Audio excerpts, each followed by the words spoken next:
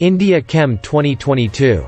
India Chem 2022 is set to be organised from November 2 to 3 this year. India Chem is the flagship event of the Indian government's Department of Chemicals and Petrochemicals. It is the largest event focusing on Indian chemicals and petrochemical industry. It is one of the largest composite events of the industry in the Asia-Pacific region.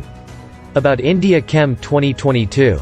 The 12th edition of the India Chem 2022 will be jointly organised by the Department of Chemicals and Petrochemicals and the Federation of Indian Chambers of Commerce and Industry, FICCI.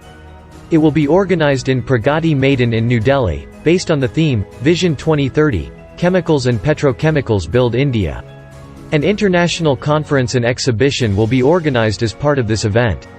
The exhibition will showcase the Indian government's policies targeting the sustainable growth of the chemicals and petrochemical industry. The event will also provide a platform that enables stakeholders to interact, share knowledge and network.